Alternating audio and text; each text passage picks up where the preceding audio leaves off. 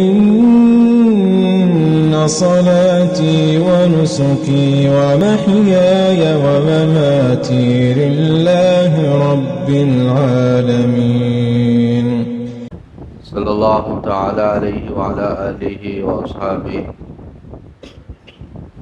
وازواجہ وذریاتہ واہل بیتہ وسلم تسلیما کثیرا کثیرا. اما بعد فاعوذ باللہ من الشیطان الرجیم. بسم اللہ الرحمن الرحیم. قالوا انا تطیرنا بکم لئن لم تنتهوا لنرجمنکم وليمسنکم منا عذاب علیم. صدق اللہ مولانا العظیم. محترم المقام قابل صد احترام حضرات سامعین کرام، عزیز نوجوانوں، ساتھیوں،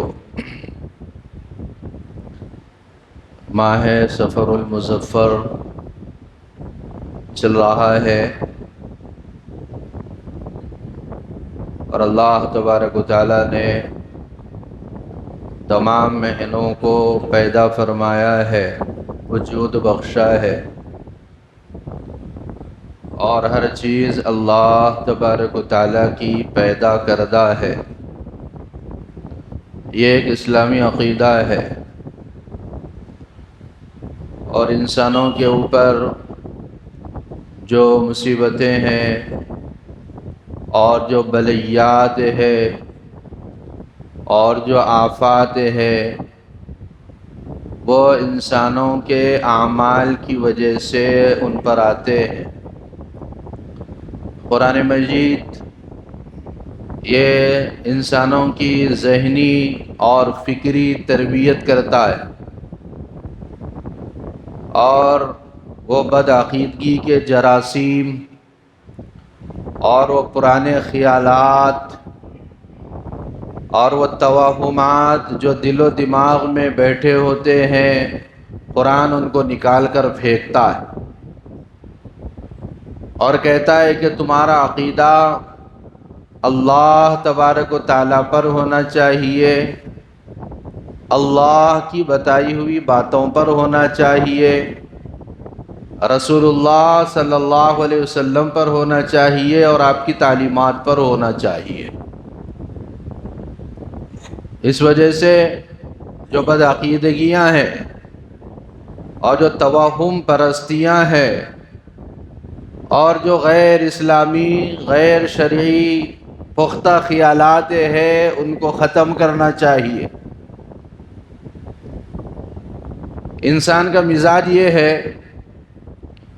کہ کوئی اچھائی اس کو نصیب ہوتی ہے، اچھائی حاصل ہوتی ہے تو یہ سمجھتا ہے یہ میرا کمال ہے، یہ میری خوبی کی وجہ سے مجھے یہ چیز ملی ہوئی ہے، میرا حسن و جمال، میرا عہدہ، میری شہرت، میری مقبولیت اور میری واہ واہ، میرا چرچا، یہ سب کا سب میری کاوش کا نتیجہ ہے. لیکن جب کوئی مصیبت پہنچ جاتی ہے، کوئی پریشانی اس کو گھیر لیتی ہے، اب سمجھتا ہے کہ یہ دوسروں کی وجہ سے، یہ فلاں کی وجہ سے مصیبت آ گئی،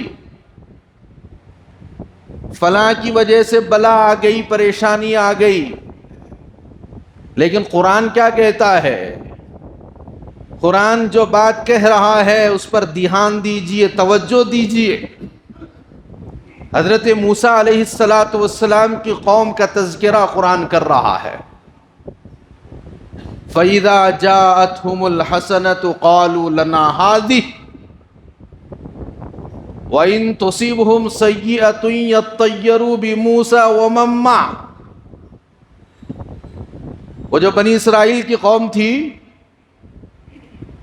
باغات مل رہے ہیں، خوشیاں نصیب ہو رہی ہے، اولاد مال میں ترقی ہو رہی ہے، تو یہ کہتے تھے یہ ہماری وجہ سے، ہماری محنت کی وجہ سے، ہماری کاوش کی وجہ سے. اور جب قحط سالی آتی، بارش رک جاتی، مصیبتوں کا سلسلہ شروع ہوتا تو کیا کہتے؟ یہ موسیٰ اور ان کے ساتھیوں کی نحوست ہے۔ آج بھی پریشانی آ جائے تو یہ فلاں رشتہ دار کی نحوست، یہ فلاں کی وجہ سے منحوسیت آ گئی، یہ فلاں کی وجہ سے پریشانی آ گئی، تو قرآن رد کرتا ہے اس نظریے کو اور کہتا ہے کہ جو مصیبت آتی ہے وہ تمہارے گناہوں کی وجہ سے آتی ہے۔ حضرت موسیٰ علیہ السلام نے قوم کو جواب دیا کہ دیکھو نحوست ہمارے اندر نہیں ہے بلکہ نحوست تو تمہارے اندر ہے۔ سب سے بڑی نحوست آپ کو معلوم ہے کیا ہے؟ وہ شرک اور کفر کی نحوست ہے۔ سب سے بڑی دنیا کے اندر نحوست۔ ماہ سفر کا مہینہ منحوس نہیں ہوتا، 13 تاریخ منحوس نہیں ہوتی، نئی نویلی دلہن گھر میں آ جائے، سسرے کا انتقال ہو جائے، ساس کا انتقال ہو جائے، وہ نویلی دلہن منحوس نہیں ہوتی۔ سب سے بڑی نحوست وہ شرک اور کفر ہے۔ اس کے بعد نافرمانی ہے، اللہ کی نافرمانی، رسول اللہ صلی اللہ علیہ وسلم کی نافرمانی، یہ سب سے بڑی نحوست ہے۔ آج ہم نے اس نحوست کی طرف توجہ نہیں دی اور ہم ان چیزوں کے اندر پڑ گئے۔ سب سے بڑی منحوسیت، سب سے بڑی نحوست قرآن کہہ رہا ہے، سورہ یاسین آپ روزانہ تلاوت کرتے ہیں، قالوا انا تطیرنا بکم لئن لم تنتہوا لنرجمنکم وَلَيَمَسَّنَّكُم مِّنَّا عَذَابٌ أَلِيمٌ قَالُوا طَائِرُكُم مَّعَكُمْ أَئِن ذُكِّرْتُم بَلْ أَنتُمْ قَوْمٌ مُسْرِفُونَ۔ انبیاء نے دعوت دی تو ان سے ہی کہنے لگے کہ تمہاری نحوست کی وجہ سے ہم پر پریشانیاں اور مصیبت آ رہی ہے۔ تو انبیاء نے، رسولوں نے جواب دیا، نہیں، یہ تمہارے کرتوتوں کی وجہ سے ہے، تمہاری بدعمالی کی وجہ سے ہے، تمہارے برے کردار کی وجہ سے ہے، یہ رب کی نافرمانی کی وجہ سے ہے۔ معلوم یہ ہوا سب سے بڑی منحوسیت رب کی نافرمانی ہے۔ نماز فجر اگر ادا نہیں کی، شام تک منحوسیت ساتھ میں رہے گی، ماہ سفر کچھ نہیں بگاڑ سکے گا، 13 تیزی کی تاریخ کچھ بگاڑ نہیں سکے گی۔ فجر کی نحوست جو چھوڑ دیے، دن بھر وہ نحوست رہے گی۔ کاروبار کو جائیں گے، ساتھ میں نحوست رہے گی، بزنس کریں گے، ساتھ میں نحوست رہے گی۔ تو نماز چھوڑنا یہ سب سے بڑی نحوست ہے۔ اعمال میں برکت ہے، اعمال کو چھوڑنے میں نحوست ہے۔ اب اگر آدمی کے اوپر پریشانی آ رہی ہے، مصیبت آ رہی ہے، ایک کے بعد ایک بیمار ہو رہے، ایک کے بعد ایک بیمار ہو رہے، سلسلہ جاری ہے، دواخانوں کو تو پھرتے، ڈاکٹروں کے پاس پھرتے، ہسپتالوں میں پھرتے، لیکن ایک نگاہ اپنے اعمال کی طرف نہیں کرتے۔ مجھ سے کیا کوتاہی ہو رہی ہے، میرے گھر والوں سے کیا نافرمانی ہو رہی ہے، میرے بچوں سے کیا نافرمانی ہو رہی ہے کہ اللہ کا وبال اور نحوست آج ہم کو گھیر چکی ہے۔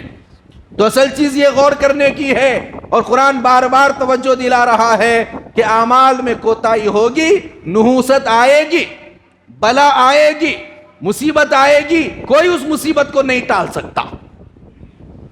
اس واسطے اگر ہم چاہتے ہیں ہمارے گھروں میں خیر و برکت اترے، ہمارے بچے صحیح سالم رہے، ہمارے خاندانوں میں خیر و برکت رہے، تو اس کے لیے ضروری ہے اعمال، اس کے لیے ضروری ہے اللہ کی فرما برداری، اس کے لیے ضروری ہے حضور اکرم صلی اللہ علیہ وسلم کی اتباع۔ اور پھر ایک نحوست کی بہت بڑی وجہ آپ صلی اللہ علیہ وسلم نے بتلایا کہ وہ مال حرام کا کھانا، یہ سب سے بڑی نحوست ہے۔ 1,00,000 روپے یہ مال حلال ہے آپ کا، لیکن 1,000 روپے حرام مال اس کے اندر ملا لیے، ہاں اب یہ پورا مال اس کے اوپر مصیبت آتی اب۔ اور آپ صلی اللہ علیہ وسلم نے کیا فرمایا؟ حرام کا ایک لقمہ اگر منہ میں چلا گیا، 40 دن تک تمہاری نماز قبول نہیں ہوتی۔ کتنی بڑی نحوست ہے دیکھو، خالی ماہ سفر کی نحوست دیکھ رہے، ان کے اوپر ڈال دیے، مہینے کے اوپر ڈال دیے فلاں چیز منحوس نہیں، بلکہ یہ عمل اگر حرام لقمہ اگر ایک چلا گیا، پیٹ میں چلا گیا، 40 دن تک عبادت قبول نہیں ہوتی۔ حرام لقمہ استعمال کر لیے، دعا کر رہے اللہ صحت دے دیجئے، نہیں ہوتی صحت۔ آپ صلی اللہ علیہ وسلم نے فرمایا ایک لمبا سفر کرنے والا مسافر پریشان حال، بال بکھرے ہوئے ہیں، زار و قطار رو رہا ہے، کہہ رہا یا رب یا رب یا رب، اے میرے پروردگار۔ آپ صلی اللہ علیہ وسلم فرماتے ہیں کہ اللہ اس کی طرف کوئی نگاہ نہیں کرتے، کوئی دعا اس کی قبول نہیں کرتے۔ کیوں؟ اس واسطے کہ جو بدن کے اوپر ٹوٹا پوٹا لباس ہے حرام کا ہے، کھانا حرام کا ہے، پینا حرام کا ہے، اتنی بڑی نحوست ہے اس کے ساتھ، اب دعا قبول نہیں ہوتی۔ تو حرام لقمہ جب پیٹ میں جاتا ہے اس کی سب سے بڑی نحوست یہ ہوتی ہے کہ آدمی کی عبادات قبول نہیں ہوتی، دعائیں قبول نہیں ہوتی، یہاں تک کہ وہ حج کے سفر پر جاتا ہے اس کا حج بھی قبول نہیں ہوتا۔ سنا آپ نے اس سے پہلے ایک حاجی جب حج پہ جاتا وہ کہتا لبیک اللہم لبیک، میں حاضر ہوں میں حاضر ہوں، اے میرے پروردگار۔ اگر حرام کا لقمہ کھایا ہوا ہے، حرام کے کپڑے پہنے ہوئے ہیں، حرام کمائی سے حج پر گیا ہوا ہے، وہاں سے اعلان آتا ہے لا لبیک لا سعدیک، تیرا آنا مبارک نہیں ہے، تیرا حج قبول نہیں ہے، چلا جا، مردود کیوں آیا؟ کتنی بڑی نوسطیں دیکھیے، اس متبرک مقام پر پہنچا ہوا ہے، وہاں پر بھی اللہ کی نحوست اتر رہی اس کے اوپر۔ یہ ہے اصل چیز، نحوست کے اسباب یہ ہے، حرام کھانا ہے، حرام پہننا ہے، حرام دیکھنا ہے، رب کی نافرمانی ہے، اللہ کی نافرمانی ہے، اللہ سے بغاوت ہے، نبی کے حکموں کو توڑنا ہے، بدعات اور خرافات میں مبتلا ہونا ہے، یہ ہے اصل نحوست۔ اگر یہ چیزیں ہوگی، خدا کی قسم ماہ سفر نہیں بلکہ سال کے 12 مہینے تک نحوست گھیرے ہوئے رہے گی، نہ مال میں ترقی، نہ اولاد میں برکت، پریشانیاں ہی پریشانیاں، امراض ہی امراض، تمام چیزیں گھیرے ہوئے ہوگی، اس واسطے کہ کام ہی ویسا کر رہے ہیں نحوست والا۔ اس سے پہلے سنایا تھا ہمیں بادشاہ پورے جاہ و جلال کے ساتھ شاہی محل میں نظارہ کرنے کے لیے نکلے تو صبح صبح ایک بھنگی کے اوپر نگاہ پڑ گئی، جو ٹوائلٹ صاف کرتا، اس کے اوپر نگاہ پڑی۔ بادشاہ کے دل میں آیا کہ اس کے اوپر صبح صبح نگاہ پڑی، اب کچھ نہ کچھ ہوتا میری حکومت کے اندر گڑبڑ۔ اتفاق سے اس کی حکومت میں جنگ ہو گئی، گڑبڑ ہو گئی۔ بادشاہ نے حکم صادر کیا اس بھنگی کو بلایا جائے، بلایا گیا، کہا کہ اس کی گردن اڑا دو، فوری یہ نہیں رہے گا روئے زمین پر۔ اس نے ہاتھ جوڑے، اس نے کہا بادشاہ میرا کیا قصور ہے، میں نے کیا کیا، میں نے کسی کو قتل نہیں کیا، میں نے کسی کے اوپر ظلم نہیں کیا۔ کہا کہ اس کی گردن اڑا دی جائے۔ تو اس نے کہا میری ایک آخری خواہش ہے۔ بادشاہ نے پوچھا کہ بتا کیا خواہش ہے، مجھے بتا دیا جائے کہ میری گردن کیوں اڑائی جا رہی ہے۔ تو بادشاہ نے کہا جب ہم صبح شاہی محل سے باہر نکلے، تیرے اوپر نگاہ پڑی اور تیری نحوست سے ہماری رعایا اور ہماری حکومت میں جنگ ہو گئی، جھگڑا ہو گیا، اس واسطے تو منحوس ہے، اس لیے تیری گردن اڑانے کا حکم دیا جا رہا۔ تو وہ تھوڑی دیر خاموش ہوا اور پھر بادشاہ کی طرف دیکھا اور بادشاہ سے کہا، اس نے سوچا کہ اول آخر مرنا ہی مرنا ہے، گردن تو کٹنی ہے۔ اس نے کہا کہ بادشاہ سلامت، جس وقت آپ نے مجھے پہلی نگاہ دیکھی اسی وقت میں نے بھی آپ کو پہلی نگاہ دیکھی تھی، اس صبح صبح، تو آپ کو دیکھنے کی وجہ سے میری گردن کٹ رہی ہے، تو بتائیے سب سے بڑے منحوس آپ ہوئے یا میں ہوا؟ میری بھی تو گردن کٹ رہی ہے۔ بادشاہ کی بات سمجھ میں آ گئی، یہ کوئی چیز نہیں ہوتی۔ کہا کہ جا تو بخش دیا گیا۔ تو معلوم یہ چیزوں میں کچھ بھی نہیں ہے، اپنے اعمال میں ہے۔ اعمال میں غور کیجئے، اعمال میں فکر کیجئے، اعمال زندگی کے اندر ہوں گے، برکت ہی برکت ہے۔ اور میں کہتا ہوں درود شریف کثرت سے پڑھیے، گھروں میں بھی اس کا ورد رکھیے۔ آپ صلی اللہ علیہ وسلم نے کیا فرمایا؟ وعدہ ہے من صلی علیہ صلاۃ واحدہ، ایک مرتبہ جو درود شریف پڑھتا ہے اللہ کی 10 رحمتیں اس کے اوپر نازل ہوتی۔